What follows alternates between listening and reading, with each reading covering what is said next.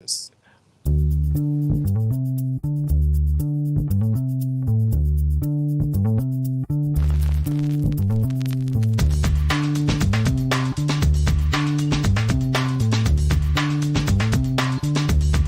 Welcome to the acclaimed podcast, The Deep Dive, featuring your esteemed hosts, Andy Monitor and Drew Dinzik, powered by BetSperts. Welcome to the Super Bowl Deep Dive. Andy, you are looking live at beautiful Los Angeles. Fantastic weather week. We really are blessed with one of the nicer winter weather weeks that I can remember in all of my years living here. It's about 80 degrees here. It's fully sunny. It is a beautiful day. I don't fucking want to hear this. I'm in Minnesota, you piece of shit. What are you doing to me? I got LA in the background here, but no, hey, it looks nice. Next year, you're definitely coming to Arizona. Well, we're going to figure this out for sure. Well, it's waste management into the Super Bowl in Glendale. Oh, it's going to be great. Oh, it's going to be my huge. Liver, I'm already planning a funeral for myself after I drank for 6 days straight. But you know, Brinson, we weren't 100% sure he was going to make it right away. He's in the waiting room. So I'm going to knock out my ad read quick, and then we'll bring in Billy here. All right. Never called him that. So Billiam Brinson. Billiam, right off the top. Yes, this is one of the better deals I've ever been handed as an ad read. I think you just have to download the Super Draft app, deposit $20, use promo code BetSperts, and you get $100. You get a $100 gift card to Fanatics, and they just send it to your e-box. What's an e-box? An inbox. Your email inbox. It gets sent there. So literally, you could sign up. Maybe your uncle signs up. Your wife signs up. You get like $300 to spend on roll pats at Fanatics. And you have $20 in Super Draft to play with on some fun DFS. Any questions, hit me up. But literally, you don't have to do anything except use the promo code when it prompts you. Put $20 in, and then within 48 hours after the Super Bowl, you get $100 worth of promo cards, and we will welcome in Will Brinson right now. He's also somewhere in Cali. He's up by the stadium, or where? What are you doing? You look like you're in a Ramada. But first of all, long time, Drew. Hope you're doing well today. How are you feeling today, big guy? I feel good, Big man. Will, feeling good. I gotta say, I was a little. I think the feeling I felt this morning when I woke up was not one of pain, rather one of like a sort of a residual lingering. Yes, like you were still a little effed up. That is the way I felt. I had a 5:00 call this morning. That was a delight. We closed the bar at the Intercontinental last night. The Intercontinental has been. We got tossed. Yeah, they threw us out. It was fun. To get Mike Evans in tosses. Yes, that's. Yeah, Mike Evans was there. It was fun as hell. Will and I went to the Lakers game yesterday. We bet on the Bucks to cover. They did so. Giannis's MVP market. I don't. Did we talk about this at the game, Will? But I mean, Giannis was unbelievable impact on both ends of the floor. You could not take your eyes off of him. He and the Bucks look likely to win the 1 seed. And biggest plus TV bet I can tell you about has nothing to do with the Super Bowl. It is 100% get involved with Giannis. If you can get a price in the plus 350, plus 400 range, I think the Bucks get the 1 seed in the East. I think Giannis gets the MVP this year. That's me grabbing my phone to bet on Giannis to win it. That's kind of par for the course. We do a lot of betting during the show. I don't know if I'm going to this year. Like the prop markets are a little tighter. They're fixing stuff. It's kind of like I agree with that 100%. There's a lot of fun stuff, and there's still a lot of cross sport props and stuff to break down. You got a few days left to do that, but man, the books are kind of. They went outside, they looked at the house, they called the property brothers, and they said, let's patch up the leaks here. And they said, hey, guess what? Anthem props are like $50 now, guys. Yeah. Sorry, you're not gonna. I can remember betting at 5 dimes like 5 years ago. Rebetting. Not only that, but if the anthem was 110 seconds, you could put 250 on that. You could put 250 on over 112, over 114, over. That's right. Like they had 6. They had alt markets. They had alt markets. Yeah, right. You can sit and put $1,000 on the anthem and then rebet it. There are some things that have changed, but the menu is much larger. What do we like on the anthem We had a I don't. funny Did conversation about it. Did we galaxy brain ourselves into the under Drew Well, last night? No, we were watching the Mickey Guyton. She has one clip of a performance of the national anthem on YouTube. Yeah, you can never go to the YouTube. It's always and I feel like that's it's a weird rushed anthem. Like it almost felt like somebody kind of edited it and made it shorter. And Will and I decided that next year we're going to use Cal's power of video Super editing. Clip. And we're gonna specifically manipulate the market by releasing a longer and a shorter version, and we're gonna stretch it out. Yeah, add some gaps. Release it under like a just a random YouTube name. Yes, and then see if we can get them to. Yeah, he's gonna do that, and at the end, it's gonna be a VVVIP golf course ad, and everybody will know who it is. Yeah, that's fair. Well, whatever the case, we're gonna try to manipulate the market next year. The market is pretty much gone already this year. Some real wag the dog shit. Yeah, there was a leak today that we're talking like 1:56, I think, was the time on the track itself. There has not been a rehearsal yet, so this wasn't an issue of they've actually seen her do it and timed it and know that it's going to go over 100 or 110 or whatever the closing number ended up being there. But with 100 56-second track, you got to think that and the fact that they're timing this with the flyover and all that shit, it's probably going to go over. So there's that. You don't want to get in the way of an anthem. We although we did talk about it, like it's possible what if she just comes in and is like, I got to keep this shit tight, and she just rips through it and doesn't try to get all fancy and funky and add a little chorus into it. I feel like you have to stick with the backing track though, if it exists, unless it'll be funny if there's a really big 20-second opening flourish or something. I know. That would be hysterical. I've heard that there's a chorus involved and stuff like that, so it's going to be a pretty cool production overall. I mean, yeah, because what you mentioned, what exists of them. I feel like we've done this every year. Like we did it. Was it Gladys Knight? Yeah, and a few other people. You go look at what's out there already for them, and I feel like whatever was on YouTube, it was the opposite.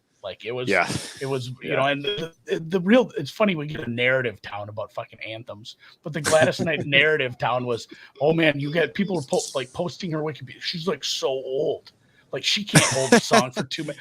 She's not. She's a diva. She's gonna vamp. Don't kid yourself. Yeah, no, this is Mickey Guyton, country music star. Country music anthems generally pretty long.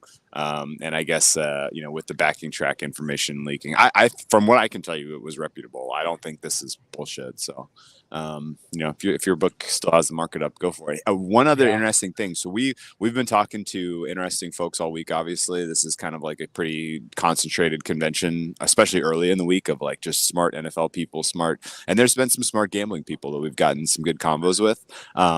The general vibe from the bookmaking side is that the Draymond Green fiasco, where they had all the same game parlays and they got milked on that kind of was sort of a sea change in the books, sort of taking risk management more seriously in the legal space. I've talked to I've talked to people who are on the floor, who are in the back room about things like this, and they say when you go up to these boardrooms or you meet with the boss's boss at the end of the month, at the end of the year, it's these people don't understand sports betting. They're CEO types. They don't, you can't explain things like that to them. They just see the number and you're in trouble. So so I know, so that makes total sense. When you have to explain what happened there, you sound if you had to explain that to somebody who really didn't understand sports betting and you laid that whole thing out, you would sound like the most reckless, unreasonable, irresponsible manager. And how could you let that happen? Yeah, and so I get it. I get the tightening up, especially on some of the low liquidity markets. It's just oh, hey, we just wrote 100 life insurance policies for people that got on a plane that was broken and was going to almost certainly crash. What? Why did we do this? Why did we write those policies? Yeah, we wrote some life insurance policies for the Heaven's Gate people. Handing people life insurance policies as they board the Titanic. Exactly. Yeah, exactly. Oh yeah, this is unsinkable. Wow. Yes, absolutely. That's exactly what it's like. But yeah, honestly, we may look back in a couple of years. We'll still always have like fun advantage stuff that we come across in the space. I guarantee you that. And the novelty stuff will always exist because it draws in and it tickles the new betters. But the halcyon days of the true like wild plus EV advantage stuff, specifically in the U.S. markets, that may be coming to an end if it has not already come to an end. There's always a new angle to shoot. Well, look at the example of the no touchback on opening kickoff. Great point. Where, like everybody has sort of known for a few years that this thing's a rock. 10 to 12 years it goes, it doesn't end up being a touchback.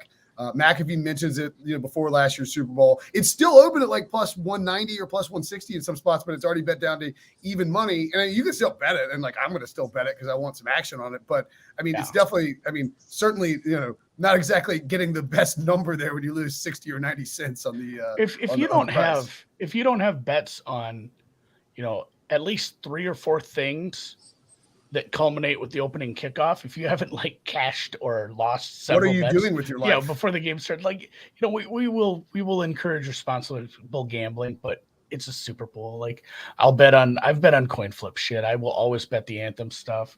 I've bet decent amounts of money into the Puppy Bowl a few years ago when somebody had a stupid market on that and somebody had, again, that's a leak thing. Like don't go trying to handicap a Puppy Bowl, but that is pre-recorded. Yeah, for the most part, your sharper offshore books aren't going to take a bet now that's known that's out. Like it happened in the blink of an eye, like around lunchtime here. Both the information on the halftime show, information on the anthem. So I think that should be set. Well, I've been doing CBS video and podcasts like basically all day. What was that? Did you guys see me almost get killed up on the rooftop? Yeah. What in the world, man? Drew, do you remember when that actually happened to me at Stadium Swim? When that sign fell on me? Yes, I do remember. I feel like there's a little less culpability for the drunk guy at Stadium Swim. Than I was just in a pool minding my business. Yeah, I forgot about that. Remember the guy in like, I feel like maybe it was ESPN Deportes where the part of the set fell on him. Yeah. That could have been you. That could have been you, Will. Oh, I mean, no, this is like it's a shim or skim or it basically blocks the sun because we're on this helipad up at the top of it. Like my face is all red. Yeah. No, but it's on a big metal, like it's a huge thing. It's a huge like metal harness. And I was sitting there and all of a sudden I see it's got like they can wheel it over and I see the wheels just move because of a gust of wind. And then it starts to just go. And that's I watched the video. You cowered quickly.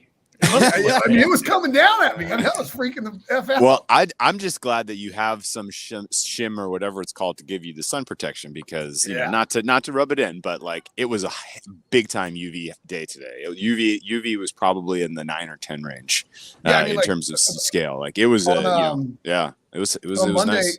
On Monday we get up to grab food after we get done working, and Pete Prisco looks at me and goes, "Why is your face so red? You drunk?" And I was like, "No, Pete, it's because I've been on a helipad for 2 hours, like in the effing LA sun. It's not because I'm drunk, although I will get drunk." By the way, shout out to Benjamin in the chat there. So he loves both the Pick Six podcast and the deep dive. Hashtag Brinson sucks. He made it one long word. I talked to before you popped in. I talked to Drew. I'm like, this game has been hammered to dog shit. Like, I'm almost sick of talking about it. I mean, we can do that. I kind of wanted your take on some of the coaching hires, like before we get too deep. Sure. And maybe not all of them. By the way, I've got to I just have to do a hit at 6 at SoFi, so it's like 15 minutes. We'll wrap up by 5:45. Yeah. I mean, like, I think we'll be fine. Let us know. Yeah. So I just need to be probably on like pulling out 5:45. I'm kind of in your area, by the way, down in Venice. If you want to try to grab drinks or I'm up on the later, hill. I'll be up right on the beach, Venice Beach. I'll text you after the hit. I think I'm riding with Danny Cannell out to that. What's the restaurant we're going to? The Straw House. Don't dox yourself. Oh, okay, cool. Well, we'll coordinate it later. We can do that. Well, you don't come to the restaurant. You did that really nice restaurant out in. Hey, we have limited time. Let's plan dinner. Let's talk about California restaurants. Which parties are you going to? No, we'll talk about all this later. But not even so much the normal hires. I'm going to call them. I kind of wanted to dig in and get your take on Houston and Jacksonville, and I think Jacksonville kind of lucked their way into maybe a halfway decent hire. I don't know if I'm a Peterson guy. But I'm really, really unsure of what Houston was doing for like a month. Honestly, what I think Houston did, I think Houston fired David Culley with the full intention of hiring Josh McCown. And then when Brian Flores got fired and sued the Dolphins for, racial discrimination in the hiring, and the NFL for racial discrimination in the hiring practices, the Texans were like, holy crap. If we fire David Culley and hire Josh McCown, who has zero NFL coaching experience, has been like a head coach of a high school team, we are going to get absolutely roasted. And and what is the benefit of hiring McCown now when you can easily hire him in like 2 years, right? Or 3 years. And so then I think they were like, shit. Somebody in that boardroom was like, shit, can we just hire David Culley back? And they were like, and someone was like, no, we can't do that. That's crazy. Yeah. They're like, okay, what about Lovie Smith? Smith. And Lovie's willing to do it because, NFL head coaches rarely get a third shot. Black NFL head coaches almost never get a third shot at coaching as a head coach of a team. And so he knows that this is basically just this team screwed up. He's got an opportunity to get that head coaching job. Huge bump in pay. Maybe he can, win it. If he wins 6 to 8 games, he'll look like a genius. That's I personally don't. Yeah, hell no. Over 2 years, maybe. Yeah. Yeah, right. I said repeatedly, I pointed out the Lovie Smith quote and I tweeted it out. At Illinois, he complained that he could not keep his base defense on the field because college defenses ran too much spread. And so he's like desperate to keep 3 linebackers in cover 2, Tampa 2 on the field against NFL offenses. He's going to get absolutely shredded. I mean, their defense was terrible. To me, this is we screwed up and fired David Culley, and then basically the only move was to hire Lovie Smith. So yeah. And Jacksonville too. There was a moment there where I was thinking, I didn't tweet this because it's a lunatic tweet, but I was thinking, I'm like, well, I wish like coaching searches or coaching hires could be like high school relationships where it's just like, you know what, we messed up. We have no better options, and prom is in like 2 weeks. Let's just take Urban back. I'm getting back with Urban because like it felt like, man, Jacksonville was down to like the head coach who never punts from high school and like 2 other guys. Like they had nothing left, and I can't believe they pulled that out in the end and got someone with experience. Honestly, the really disappointing thing, I like the Doug Peterson hire for Jacksonville because it's a hire like he made Carson Wentz look like an MVP, and maybe it was Frank Reich doing it, and he won a Super Bowl with Nick Foles. Again, maybe you put as much as you want on Frank Reich, but he was a part of it. For sure. Yeah, I'm just saying, like, that's what people like to do with the Reich stuff. I think you have to give Doug Peterson credit. Plus, Doug Peterson hired Frank Reich, so like, how much can you take away? And Trevor Lawrence flashed a lot in his rookie season, but he was also terrible for the most part and extremely disappointing relative to what we expected from him. Now, you go from Clemson and all the stuff that's around you and playing in the dog shit ACC to going and playing in, oh my God, dude, like Urban said, you got to play Alabama every week. It's crazy. It's like, what's the NFL, bro? Like, how are you caught off guard? He's like, dude, these practices, you can't even get the reps out there. It's like, dude, these rules are all written down and available for reading by you ahead of time before you accept this position. But Peterson is like a steady hand who should do a good job developing Trevor Lawrence. The concern that the thing that sucks is I really wanted to see the Jaguars can Trent Baalke, who they just are refusing to get rid of. And because Byron Leftwich interviewed, and Leftwich, former first-round pick by the Jaguars, really well thought of coordinator. There are some. I think there's still some concerns like there are with anybody who's becoming a head coach like for the first time. Like you just don't know how they're going to be as a head coach. But Leftwich was adamant that he wanted to bring in Adrian Wilson, the former NC State safety, who's a rock star personnel guy, like who shot up the ranks of the front office. He wanted to bring in Adrian Wilson as his GM, and the only way he'd do it was if they got rid of Baalke, and they simply refused to do it, which is crazy because you could have had, first of all, you look like a total like jackholes for the whole Urban Meyer thing, right? Yes, like complete idiots. Yeah. And I'm not saying anybody should hire black people or any minority simply for the appearance. But if you're Jacksonville and you're constantly getting roasted online, on TV, like everywhere, go get Byron Leftwich and Adrian Wilson, and you're going to have a lot of people, a lot of goodwill, a lot of karma, goodwill, and goodwill around the league and in the PR. Right. Yeah, you get a black GM and a black head coach. I mean, and so like the concerns around like Bieniemy and Leftwich are like probably a little merited. Where it's like, are we sure these guys are the reason the offenses are good? But that's with any head coach. Anytime you elevate someone to head coach, it's hard to tell like if they'll be a great head coach. And Eberflus got a job, and are we sure that the Colts defense was good at all? Right. Yeah, that's fair. And how good are the Titans running? By the way, they have stability at coach and quarterback, and the rest of their division is an absolute tire fire. Like this is unbelievable. You got Easter Bay and Houston. I mean, dude, can you imagine? Like Jacksonville would be a punchline for the Urban Meyer. They are a punchline for the Urban Meyer thing. Yeah. But like, can you imagine if Houston didn't exist and there wasn't like an equally like, wow, like there's something even worse going on and it's in your own division? Like, the Houston and Jacksonville. I mean, at least Jacksonville has big race to the bottom. The potential for Lawrence to do something. By the way, this is definitely worth noting is that, am I coming through with my AirPods or am I just yelling? No, you sound great. No, you sound good. Okay, cool. My phone was being. Oh, we'd have yelled at you already. Yeah, I figured. I'm short one cord to actually set up my pod mic, so apologies. But the Urban kicker thing, right? Yeah. The can't do prevailing logic around the league. Do you know who most people think put that information out there out in the world for the public to hear? Was it Balky? Balky. Oh yeah. I heard that. And, and like this is such a good test case for this. Like, yeah, if you're Doug Peterson, you didn't even really get fired. You just couldn't work with Howie Roseman anymore.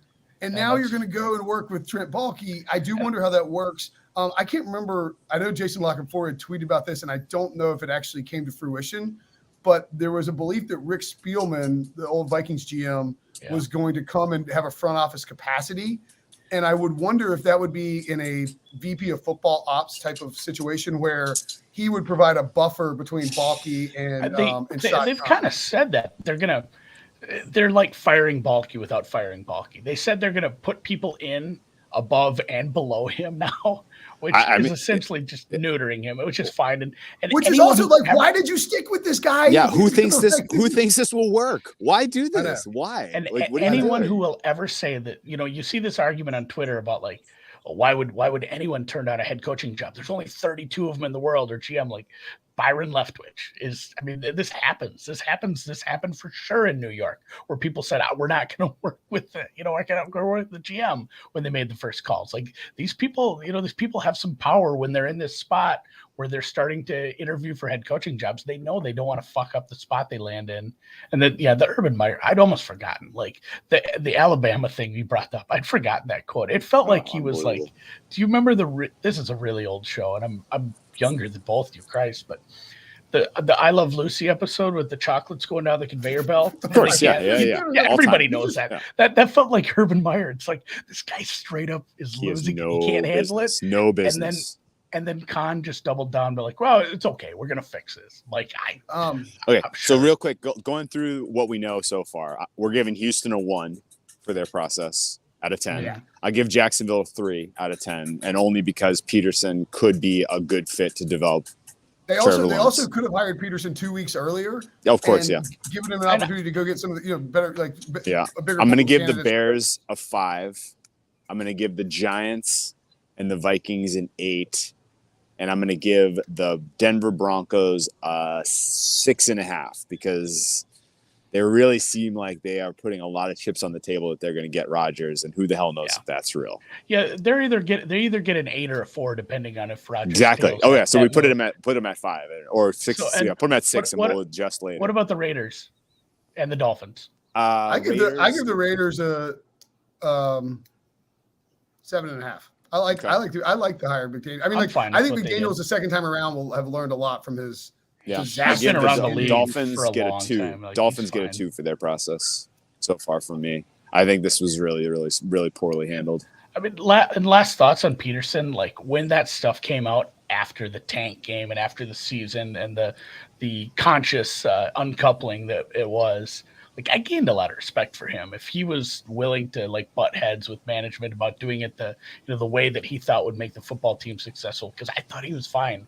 And like you said, he has like a mini coaching tree already. He's barely been a head coach, and he has a better coaching tree than guys who've been in the league for a long time. So I'm hopeful, and mostly because I hate to see somebody like Trevor Lawrence just get his career wasted by poor coaching and poor team management, roster building. I'd like to see him succeed. The Giants, I really like what the Giants did because they nobody's really talked about this, but the Bills have been successful. I mean, obviously because Josh Allen is great and that helps things, but they went to the playoffs without him. They got Sean McDermott and Brandon Beane from the same organization, having worked together. They brought them up. They had the same plan. They went in with an approach to how they were going to build this roster up and then drop a quarterback into this ecosystem that was able to support a quarterback who needed to develop. Like great point. It's a great point.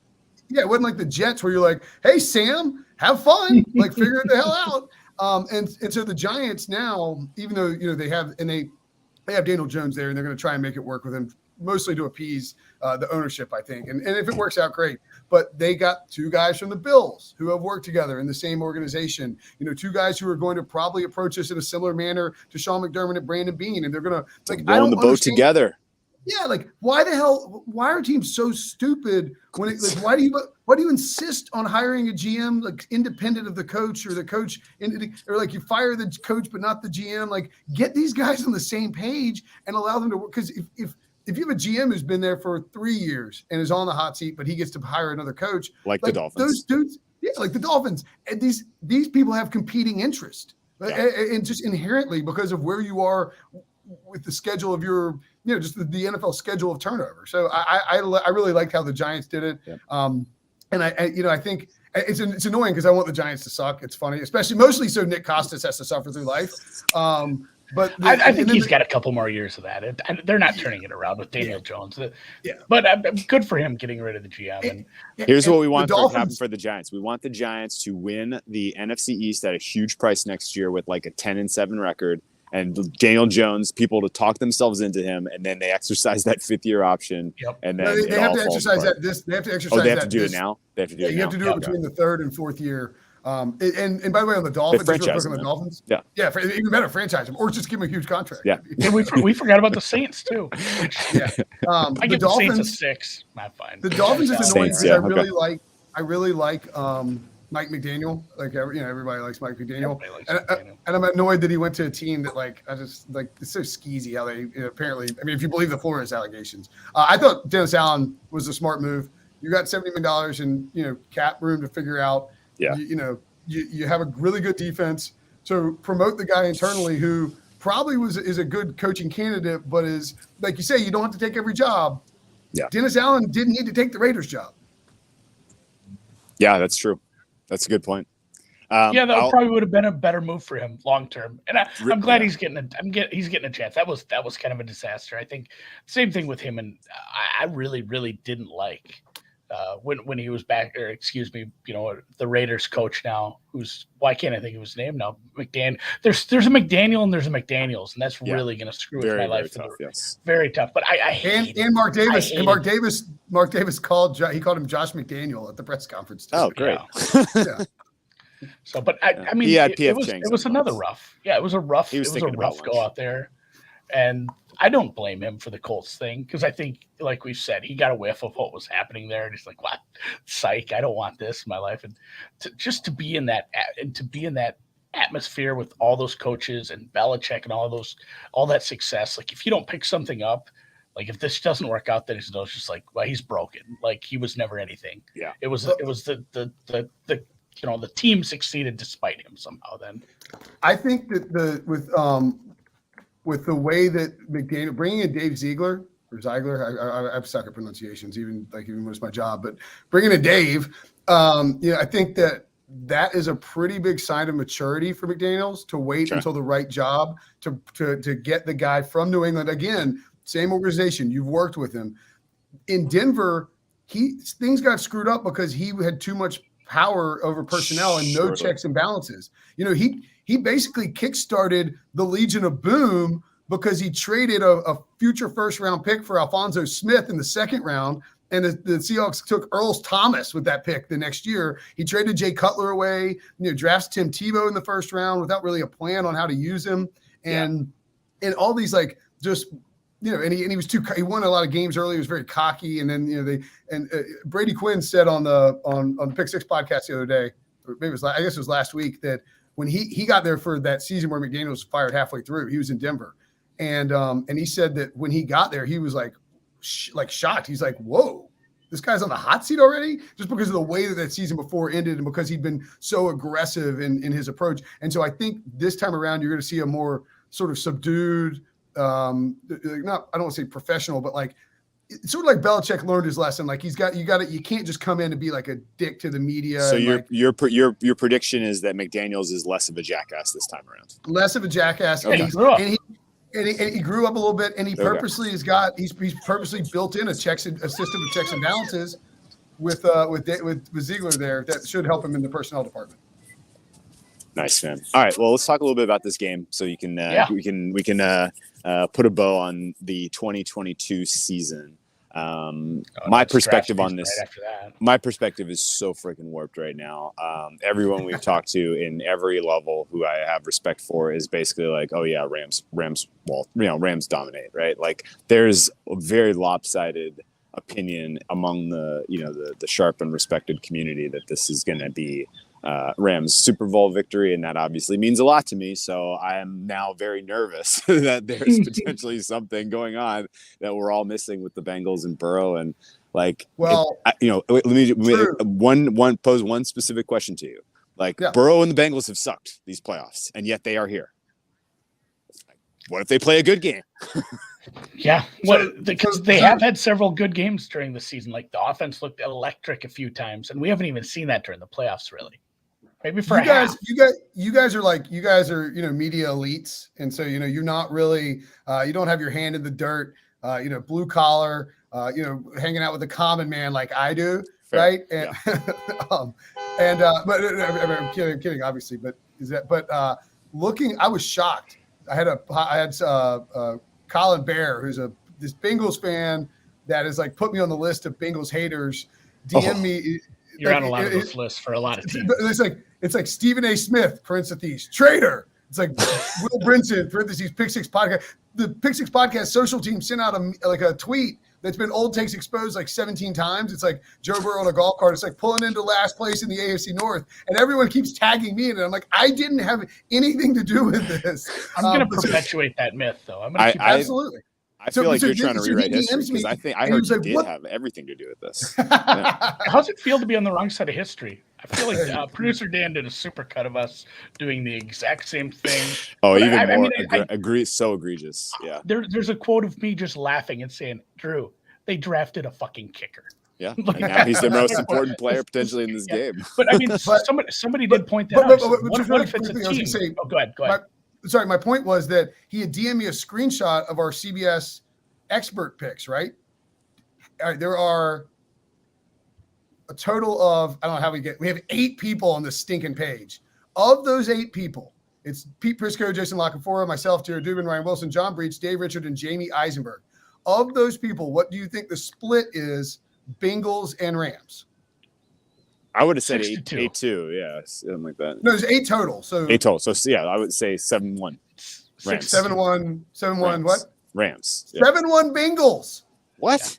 7-1 Bengals. I'm the only guy picking the Rams against the spread in this game. I am. When I saw that, my eyes lit up. That's ATS then. That's just getting ATS. The points. Okay. Yes. I would assume that if they're picking the Bengals straight up, they're going to pick. I'll tell you who they got straight up. There are 4. It's 4-4 straight up. Wow. Okay, that's okay. And that a tweet. Okay, it's great. What if somebody what if this team plays like the team that drafted 5th last year? What if the offense looks like it has in about half the games, like the Jets game? Like what if it just stinks and Tannehill isn't on the other side of the field throwing 3 picks? Like it could be a legitimately bad game where the Rams win by margin. But again, you had the second half against the Chiefs. You had the second half against the Chiefs twice. Like this is a thing. We've seen this offense really kick it into a gear. We just haven't seen it for like stretches of a season because it's a young team with kind of a probably inexperienced, maybe not above average coach, and they're still figuring it out. And they have a bad offensive line. Like it's hard to do that for extended periods of time. It's amazing what they've done, but I guess I'm cheering for you, Drew. I really want to see you cash this Calcutta money. Yeah. But I'm legitimately worried that it might be a very bad game if the Bengals offense doesn't show up at all. So my thing is this. There is this. So Joe Burrow's effing awesome. Like he's incredible. He's unbelievable, especially in these pressure games. People keep pointing out that Matthew Stafford didn't win any playoff games in Detroit. Who gives a shit? He's been awesome in the playoffs in 3 games in Los Angeles. He has 6 touchdowns and 1 interception. He's completing over 70% of his passes, 9.1 yards per attempt. He has been awesome in the playoffs. And what we're ignoring because we have 3 games of prior data from Detroit. And look, maybe it's just a case of he didn't bring Detroit down. Detroit brought him down. We have these 3 games that have given us this preconceived notion, this bias built in that we're not adjusting for Matthew Stafford as a Ram in the playoffs. What if he's just clutch as hell? He's like top 5 all time in fourth quarter comebacks and game-winning drives. I mean, what if he's just an awesome quarterback and he's just going to win a bunch of playoff games because he's on the team with a ton of talent? Like people are just ignoring that and expecting Stafford to shit his pants on a home field in the Super Bowl. Everybody's like, oh, there's so much pressure on Stafford. It's like, yeah, I mean, I guess but it's like, there's no pressure on the Bengals. I mean, Bengals fans have been happy to be here the whole time. And now they're like, well, if we lose now, it's devastating. Like if you get to the playoffs and you lose to the Raiders, that's pretty bad because you win that game. You're like, all right, like John Breach said, if we lose to the Titans, I'm going to be in the stadium. If we lose to the Titans, like it's okay. We got our playoff game. We got the monkey off our backs. They've been playing loose. They've been happy to be here. Now the pressure is on them. Like if you go here in the second year with Joe Burrow and you don't get that Super Bowl, you start to wonder, like, will this team get back? Marino thing. Yeah. Yeah. And when, we talk about the second half against the Chiefs, Andy Reid, run the effing football, bro. Like if they're dropping 8 and rushing 3, run the football. You know what Sean McVay will do if he has a lead in the second half? He's going to run the football like crazy. He's going to run even if they're behind. Yeah, that's fair. Right. So like the mismatch on the defensive line for the Rams and the offensive line for the Bengals is just impossible to ignore. If you double Aaron Donald, Leonard Floyd and Von Miller are going to be screaming off the edge the entire game. Von Miller has a Super Bowl MVP. He is playing for a contract. People kind of wrote him off in Denver. He got traded. He struggled for the stretch of the regular season, and he's been gangbusters in the playoffs. He is going to be an animal in this game because he just shows up for big games. Odell Beckham has been awesome in the playoffs. He's going to show up for big games. Donald cements a legacy as a top 3 all-time defensive player of the Super Bowl, and maybe an argument for number 1 overall time over Lawrence Taylor. I cannot ignore that matchup. Pete Prisco thinks the Bengals are going to come out playing fast and getting the ball out quick in Joe Burrow's hands. What on earth would he's like? I'm like, have you talked to anybody about that? He's like, no. It's just that's what I would do. Yeah, that's what. It's like that's great. Why is Zach Taylor suddenly going to find a tendency buster in the Super Bowl? Like that's not nobody's going to. That's not what you do. Whenever we go down that road and we say like this is what I would do, the coach never does it. The fact is, in the first round, the Raiders had the ball at the 9-yard line to tie the game late. Who knows what happens there? There's very few instances where your quarterback sacked 9 times and you still win a playoff game like they did. Yeah, a lot of it was just predicated on the turnovers, and they were down. They probably should have been down 28-3 to the Chiefs. Like it has been as much as shit as we'll get because we have a few people that rag on us about ragging on the Bengals. Like it's been fortuitous, and they have some skill position players to take advantage of the fortune they're given. So it does feel like the Rams could run away with this one, man. I hope it's a good game. Okay, so let me ask you a question, guys. Yeah, go ahead. Let me ask you a question. I agree with all of your takes, and generally you're kind of painting the same sort of picture that I see here, which is that there is a reasonable expectation that this game state is kind of close, and it's team with the ball last wins, and the Bengals have a better kicker. Like that makes up a decent distribution of the potential game state outcomes here, and there is a decent chunk that is Rams wipe, like wipe the floor with them. Like everything you're talking about, the mismatches on the offensive line manifests for 4 quarters. Burrow never really has a chance in this one, and this is one-way traffic. Talk me through the 50-50-ish kind of game.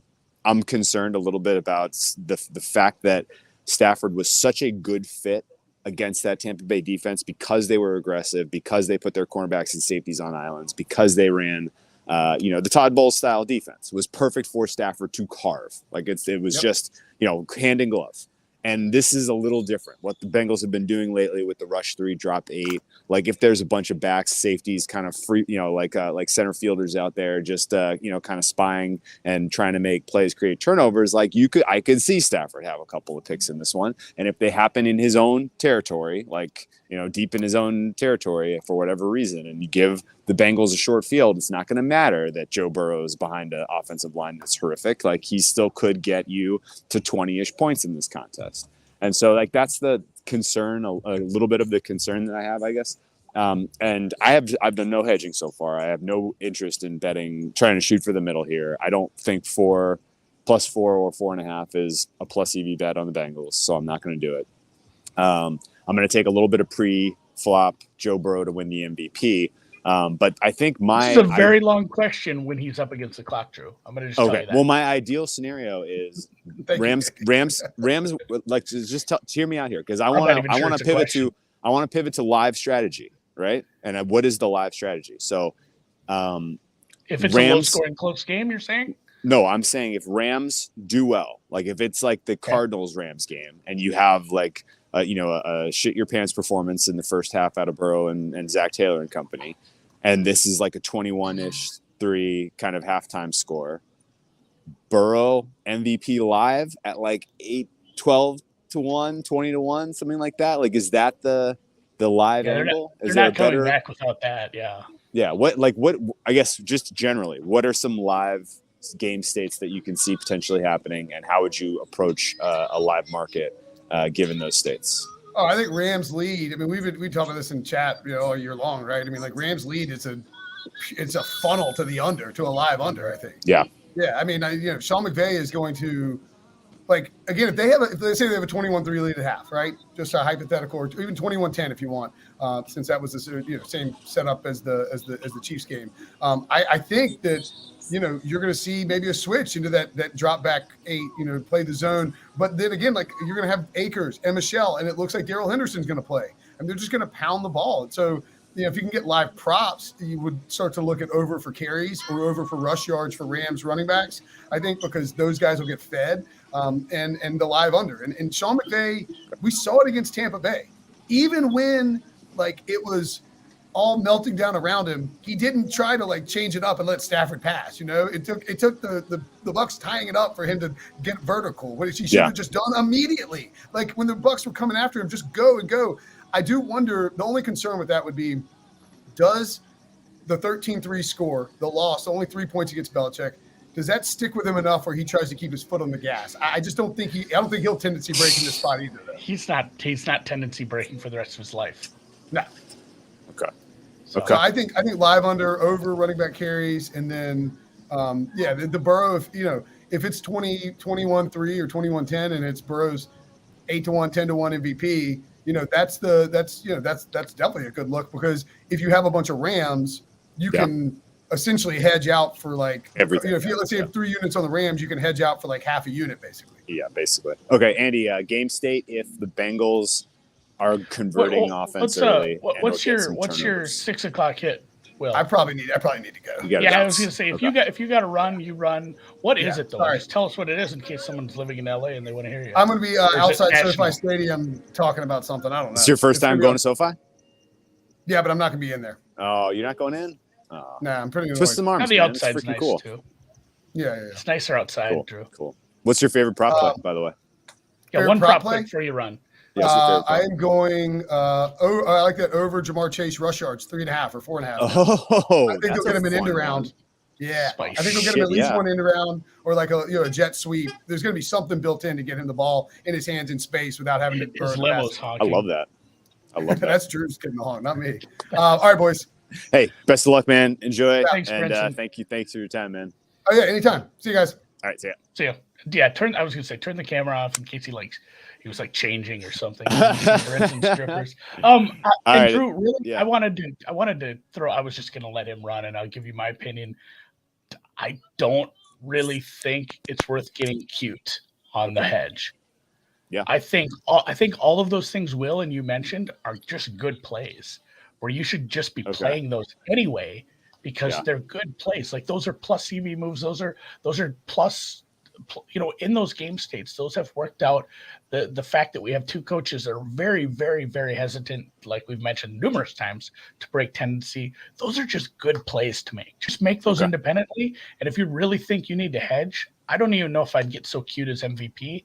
Just straight up, whatever the Bengals money line is, just hit that. See, that's the thing is, and if you want to go, like if you want to go like 75-25 Bengals money line and a little Burrow MVP, that's fine. But I just wouldn't get too cute with it. So a two score game, 2-score lead for the Rams in the second half. I would project a Bengals money line in the ballpark of 4-1, 5-1. I was going to say 5, yeah. Okay, and I would predict that the live MVP market, of course, a lot lower liquidity available, but I think the live MVP market would be like Burrow 10-1, 12-1, right? I was gonna say it probably won't vary that far off the Bengals money line. I've seen these live markets, and when it was they fucked up with Mahomes and Chiefs 2 years ago. It wasn't that much different though. The Chiefs, I bet that Mahomes bet. I took that. I mentioned that before, but it wasn't like double. It wasn't, a 5-1 to a 10-1. Like the Chiefs live was like plus 275 and Mahomes was plus 350. And that's why I bet that. That's why I bet Mahomes. And I thought the running back was going to screw me. And that's the thing, Drew. There is still a non-zero chance that you go ahead and try to get cute with it, and Jesse Bates runs 2 touchdowns back, or it's such a minute chance. Oh, okay. Can you imagine that? You're right. That's fair. That's fair. I still think I like it though, but maybe split it between money. I don't think I'm getting $5K down live on a Burrow MVP bet anyway, so it's probably stupid. But I could get a decent. What's that? I bet you could get $1,000 on a live MVP on a bet live in a few MVP places. bet. But that still is only that 10. I would be looking at 10, 12-1. Yeah. Okay. That's right. Yeah, you're right. You're right. Do that at a couple places if you want, and then hammer a money line if you're scared. And really, if you're scared, go to church. How late can you stay before you got to go to lunch? I got another 15 minutes easy. Yeah, 10 minutes easy. Yeah. Did you want to talk? Let's. Is there any? I'm going to a place called the Whaler, by the way. Feels appropriate. Let's go chat questions on props. There's not any right now, but throw some in here. We'll just talk, and then we'll get them in a second. Okay. So I don't know. I think the game has been beaten to death in general. I don't know that we got to talk a ton more about it, but what other props are you already down on? And did you do any origination yourself for props? Or did you basically just kind of... A lot of the stuff, a lot of the exotic isn't really up right away.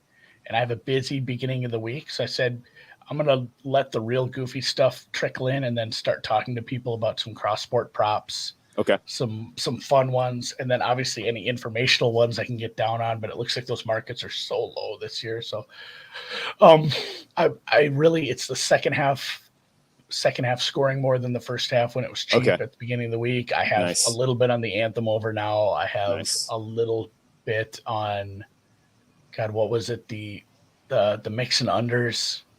I think I might add Will's cute little one. I like that. Rushing over. Okay. Felica talked about this morning. It's a sucker bet I bet every year is the over 2.5 people to throw a pass. Oh, that's plus. It's like plus 165. That's a good. That's a fun play. It actually, this might be the year where it's almost a pretty decent number. They already had Odell. Somebody in the chat had to fix me on this. I said Odell hasn't thrown a pass this year because it wasn't on in his stats, but it's because I was looking at regular season stats.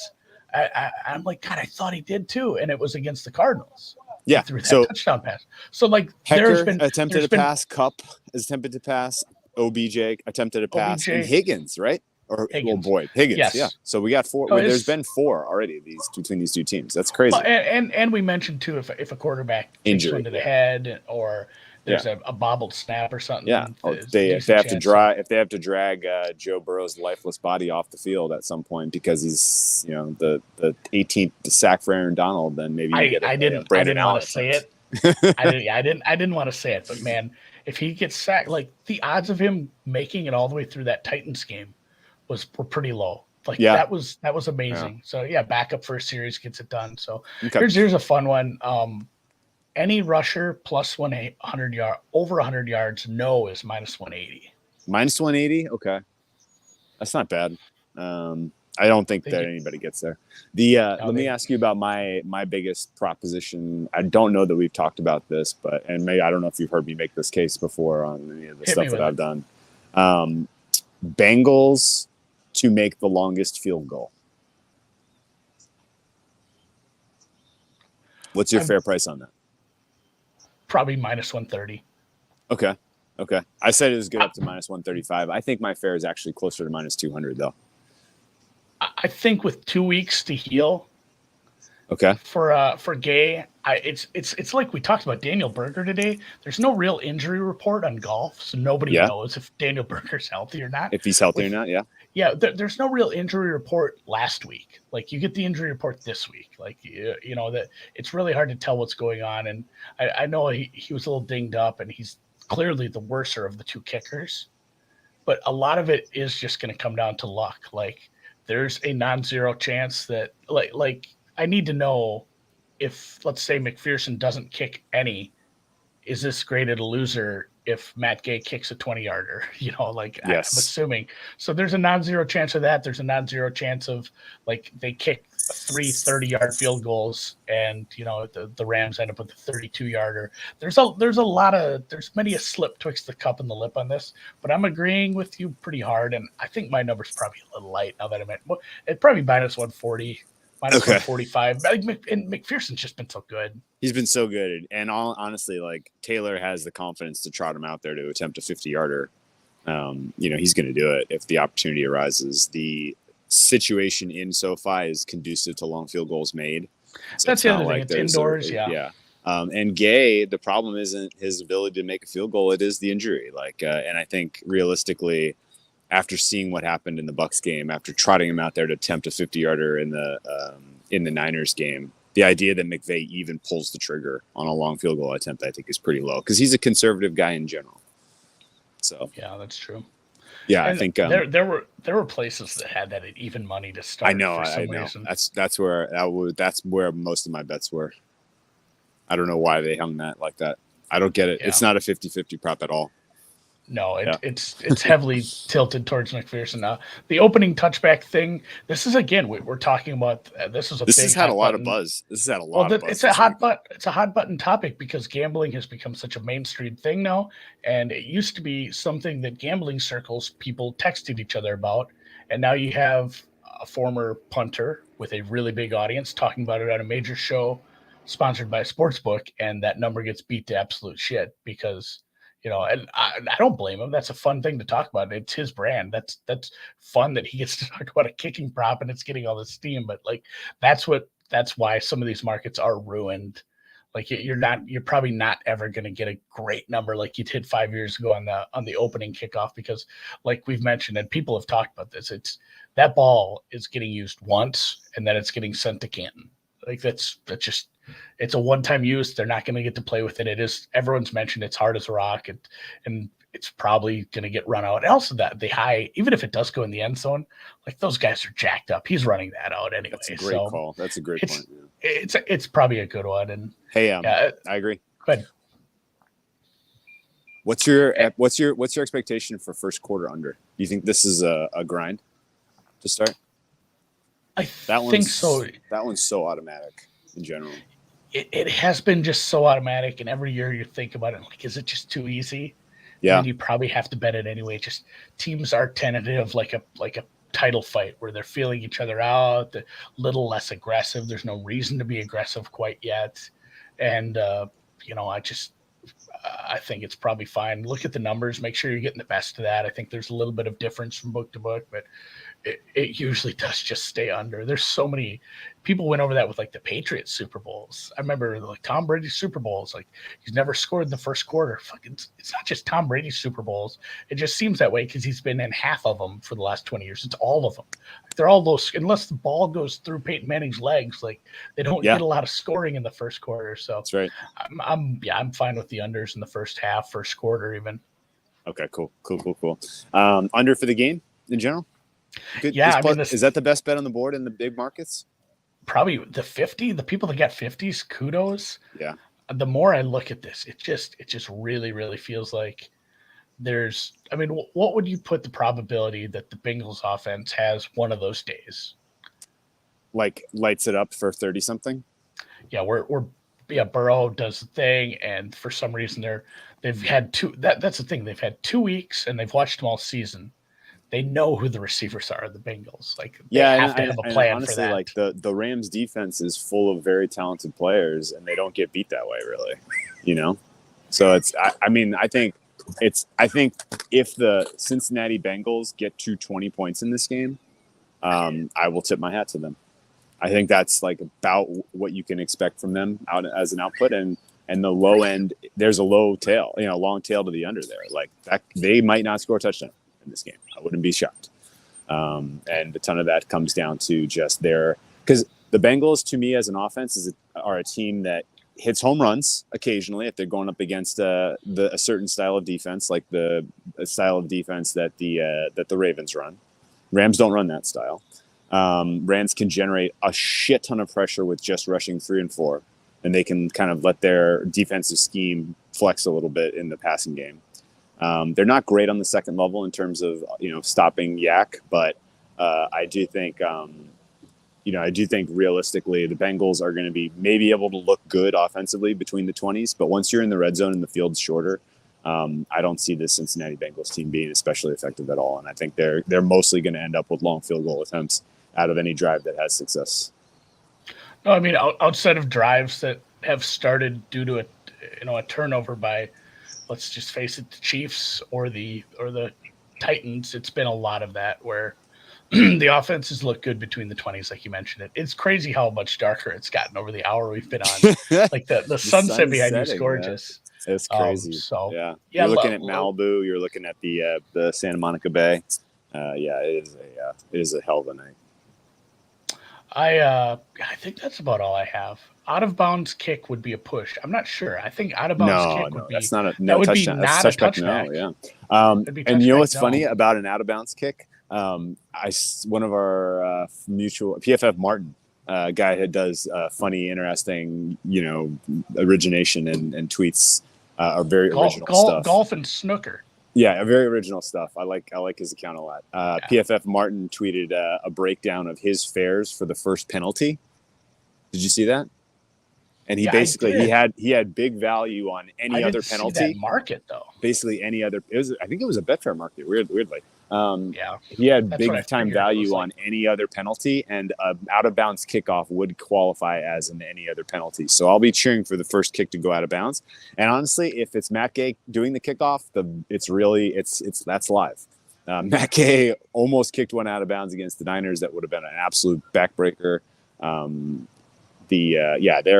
Matt Gay, questions swirling in my head. If Matt Gay ends up having the game of his life and drilling a 50-yarder and burying me on my kicking props, I'm going to be a little sad about this game. But ultimately, I think that means the Rams win. So fuck it. All right. Good deal, man. Appreciate you guys tuning in for our Super Bowl breakdown. Yeah.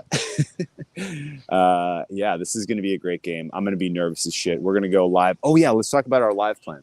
Talk about the plan that you made for being live. So we are old now. We are the old heads, which means we are the target audience for the halftime show.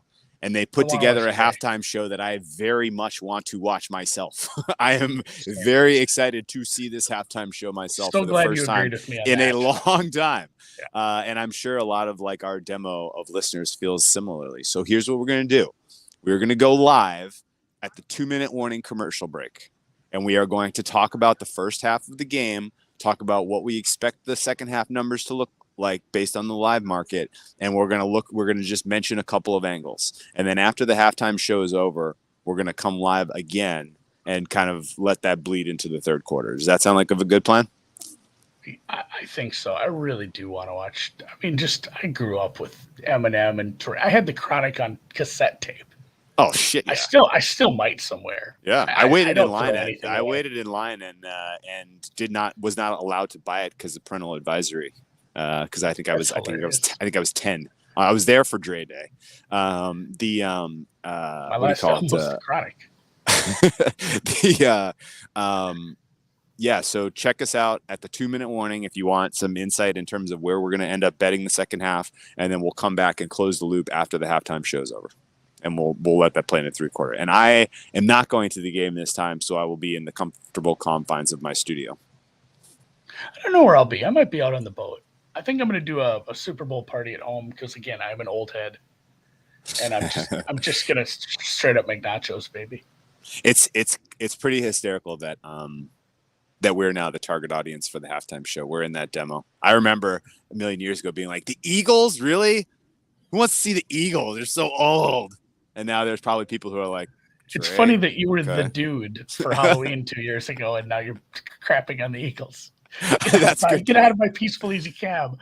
I enjoyed the Prince one, but I'm from Minnesota, and we have to. Yeah, that's fair. That's religion. It's religion up there.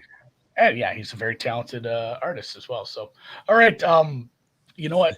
This is on Twitter. If you have any more questions about props, just tweet us. And of course. This is the rest of my week is just live betting golf rounds, and finding sweating Olympics and sweating some Olympic stuff. So I've been cold lately. I gave back a ton of my early winnings, but Norway under and USA under look absolutely stellar. USA under is you almost got nipped in the Super G by a absolute. I don't want to say I know somebody, it, but he was not expected to. That was a really cool moment for him because his mother. They mentioned it 900 times. His mother had won gold as well. How about Lindsay Jacob Ellis? That's the story of the Olympics so far. Holy shit. That was pretty wild. She fucked up in 2006 in Turin.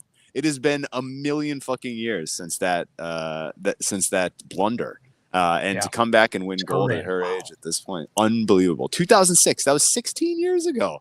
That's like that was like before. That was right after Dre released Still DRE. Yeah. So That is kind of wild. And then, of course, the 15-year-old Russian girl who is on the drugs. Yes, well, that sucks for her because she was unbelievably good. She was so good. All right, man. Oh, yeah. Somebody brought up the Prince quote. We'll close with that. I don't remember how exactly it went. I'll have to paraphrase.